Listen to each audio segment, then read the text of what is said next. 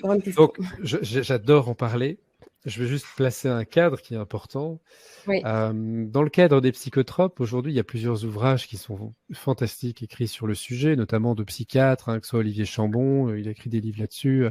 On a des pontes de la psychiatrie, de la médecine qui ont écrit là-dessus.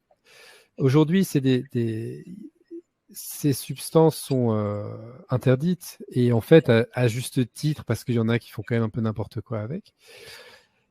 Donc, c'est excessivement puissant quand c'est manié avec conscience, avec des connaissances entre la structure biochimique et puis la structure traditionnelle. Là, ça devient extraordinaire. Alors, il existe pas mal de médecines dans le chamanisme qui ne sont pas nécessairement liées avec des plantes. On parle de médecine chamanique. Par exemple, il y a la médecine du tambour. Corinne Sombrin en parle très bien. Elle l'a expérimenté elle-même. Par les vibrations du tambour, ça nous amène en état de transe. Il y a la médecine de la respiration. Il y a les Icaros que chantent Los Pares en Amérique du Sud, qui sont des chants. Et puis, il y a différentes médecines qui viennent des plantes ou qui viennent des animaux, par exemple le cambo, le bouffo, qui sont des venins de crapauds, de grenouilles.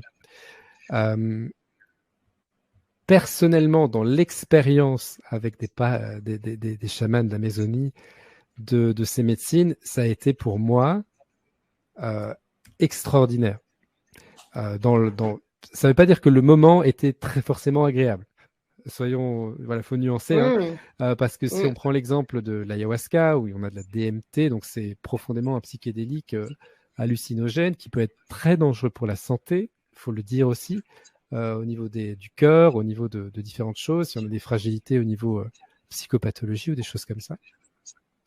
Mais l'expérience est puissante puisque en gros, leur fonction est de nous mettre dans un état de transe avancé, d'ouvrir nos facultés, nos perceptions et que l'inconscient, en gros, s'exprime. La plante agit et travaille directement sur l'inconscient. Il y a une manifestation de choses. Enfin, c'est difficile à décrire, d'une puissance énorme. Quand c'est bien accompagné, bien encadré par des bons professionnels, des vrais chamans.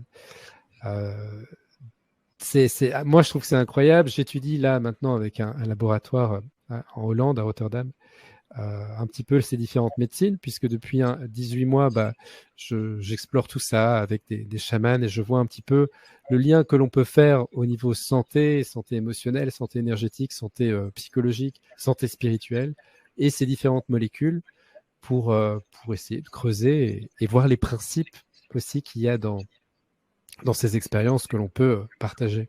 Donc, je trouve ça exceptionnel, tout comme la danse. La danse, c'est une médecine. Vous avez aujourd'hui la danse des 5 rythmes, la transcendance, la biodanse, il y a plein de trucs comme ça. Et c'est aussi magnifique, quoi. Tout ça nous connecte à un principe qui est l'état de transe.